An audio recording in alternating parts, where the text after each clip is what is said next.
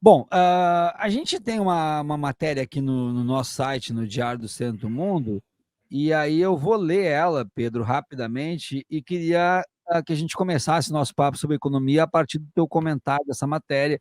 Se tu acha que tá correto, se tem mais alguma coisa que tenha que ser acrescentada. Diz assim: o presidente dos Estados Unidos, Donald Trump, anunciou nessa quarta-feira a aplicação de uma tarifa de 50% sobre os produtos importados do Brasil. A medida, que entra em vigor em 1º de agosto, representa a alíquota mais alta entre as novas sanções comerciais anunciadas pelo republicano nessa semana. A decisão foi comunicada por meio de uma carta endereçada ao presidente Lula, divulgada na plataforma Truth Social, rede social de Trump.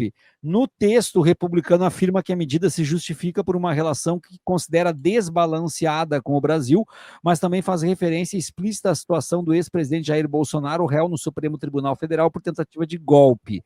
Os Estados Unidos são o segundo parceiro comercial do Brasil, atrás apenas da China. As exportações brasileiras para os Estados Unidos somaram 3,36 bi em junho de 2025, uma alta de 2,4% em comparação com o mesmo mês de 2024. No acumulado do primeiro semestre deste ano, o país exportou 20,02 bi, com crescimento de 4,4%. Daí eu vou colocar aqui na tela para nós, que essa matéria traz um quadro aqui com os principais mercados exportadores. Então, traz aqui, eu vou ampliar um pouco, traz aqui, principais produtos exportados pelo Brasil aos Estados Unidos em junho de 2025. Ferro ou aço semi-acabado, 423,93 milhões de dólares. Petróleo bruto, 268,95 milhões de dólares. Aeronaves e partes, 241,90 milhões de dólares. Ferro, gusa e ligas, 174,39 milhões de dólares, e celulose, 158,07 milhões de dólares.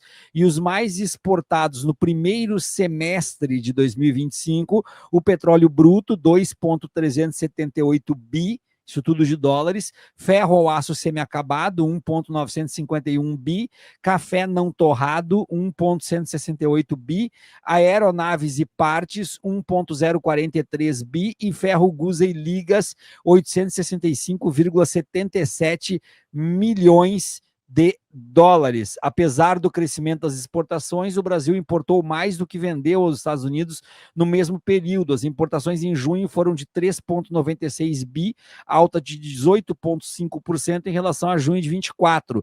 No acumulado do semestre, chegaram a 21,70 bi, crescimento de 11,5%. Com isso, a balança comercial com os Estados Unidos ficou negativa para o Brasil, com déficit de 590 milhões em junho e de 1,67 bilhão no semestre. Os produtos mais importados dos Estados Unidos: máquinas e motores não elétricos, 631,74 milhões, óleos combustíveis, exceto os brutos, 467,21 milhões, aeronaves e partes, 296,57 milhões, petróleo bruto, 157,45 milhões, e medicamentos, incluindo veterinários, 127,69 milhões. Os mais importados no primeiro semestre: máquinas e motores não elétricos, 3,577 bi, óleos combustíveis, 2,233 bi, aeronaves e partes, 1,120 bi, petróleo bruto, 1,098 bi, e polímeros de etileno, formas primárias, 720,63 milhões. Os dados foram divulgados pela Secretaria de Comércio Exterior do Ministério do Desenvolvimento, Indústria, Comércio e Serviços. Eu passo a palavra para ti, meu caro, para, de forma didática, conversar aqui com a nossa comunidade e explicar o que isso no frigir dos ovos vai acontecer e por que o Jornal Nacional abriu dizendo que a postura de Donald Trump bota em risco muitos empregos no Brasil. Queremos te ouvir, meu caro. Bom, vamos lá. Acho que a primeira coisa a gente tem que entender é que uma tarifa de 50%, ela é efetivamente uma proibição de comércio, tá? É muito pouco provável, enfim, né? Eu não consigo nem especular aqui se talvez tenha alguma coisa tipo nióbio, que o Brasil tem uma oferta realmente desproporcional no mercado global. É muito pouco provável que exista algum produto que, com uma tarifa de 50%, não seja mais vantajoso você comprá-lo de outro lugar, mesmo que esse outro lugar produza de mais caro, esteja mais longe, né? Então, o minério de ferro da Austrália, né? Enfim, uma tarifa de 50% é efetivamente, para todos os efeitos, ela é uma proibição de comércio. Não funciona comércio internacional com uma tarifa dessa, né? Então, o que a gente está vendo o que acontece quando você tem uma tarifa, né? Se for um bem que não dá para substituir, que quem paga a tarifa é o americano, né? Isso a gente tem que ter claro, né? O Trump põe uma tarifa de importação, quem vai pagar é o importador americano, vai pagar para o tesouro americano. Se não tiver uma alternativa de produto, eu compro isso do Brasil, eu compro carne do Brasil, vou passar a comprar da Argentina. Não tem essa alternativa, o consumidor americano vai pagar a tarifa. Quando tem alternativa, o caso da carne, o caso do petróleo, o caso do aço, né? Aí isso tem efeitos para o exportador, no caso para a gente, né? Então, a própria lista que você mostrou são produtos que são substituíveis, né? A Austrália produz muito minério de ferro, a China produz muito aço, vários países, né, produzem muito petróleo, aliados dos Estados Unidos. Inclusive, o próprio Estados Unidos consegue aumentar um pouco sua produção de petróleo, principalmente quando os preços estão altos, né? A Argentina produz carne. Então, esses são substituíveis e isso pode trazer dano para o Brasil, né? É o que a gente vê, vai trazer, né? Você tem uma interrupção, né? O primeiro problema, né? Você tem uma interrupção imediata, né? Assim que se entra em vigor, né? Lá no começo de agosto, a tarifa tal qual está, né?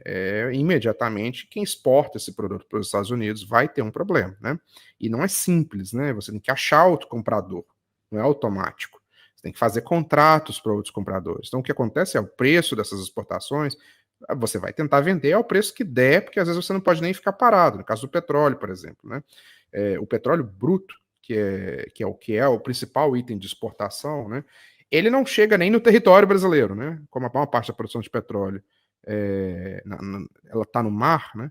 Você já manda você tira da plataforma, armazena na plataforma, manda para um navio aliviador que transmite esse petróleo para um navio tanque e ele vai embora. Se você não consegue ter um comprador desse petróleo lá na outra ponta, porque agora vai ter tarifa, né? Vamos supor, a Petrobras, a Shell, outra empresa, tem um contrato para exportar para os Estados Unidos. Com 50% de tarifa, isso fica inviável. Se ela não encontrar outro comprador desse petróleo, ela vai ter que fechar o poço, porque o petróleo sai, né, do poço. Então ela vai fechar o poço, porque senão vai encher o armazenamento, ela não vai ter como desovar esse produto, né? Então, o efeito é imediato. Aí você tem também todo o efeito de planejamento.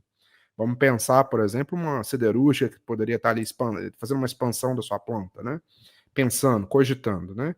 Quando você tem uma tarifa dessa, você imediatamente suspende o plano, porque você agora, você não sabe nem se você vai conseguir vender o que você já está produzindo, que antes ia para os Estados Unidos, por que você vai investir em uma expansão de capacidade, né?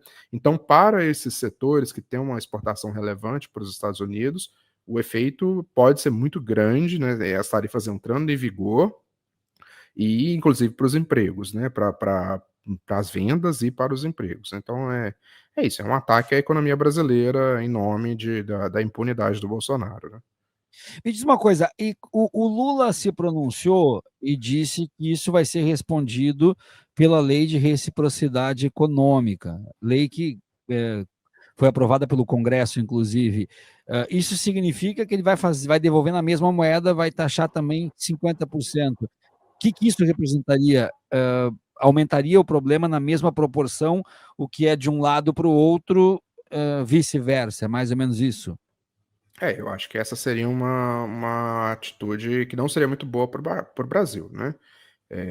Por quê? Né? Como eu disse, quem paga a tarifa é quem importa. Então, se nós colocamos tarifas de importação sobre os bens americanos,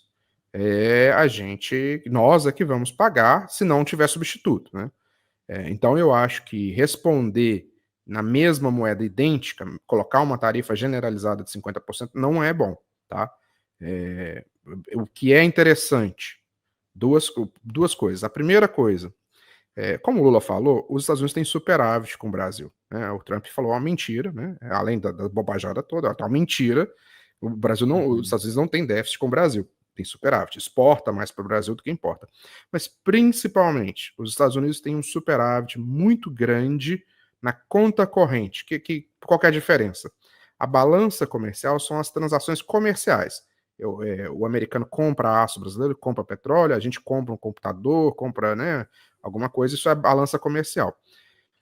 Agora, por exemplo, quando um cinema brasileiro exibe um filme americano, ele vai pagar o direito de propriedade intelectual, né? Isso entra num outro conjunto mais amplo, que é a conta corrente, que inclui as compras de bens e serviços e inclui o pagamento de royalty, de propriedade intelectual, num sentido mais amplo, inclui as transações financeiras também, né? E nesses sentidos mais amplos, os Estados Unidos têm muito superávit.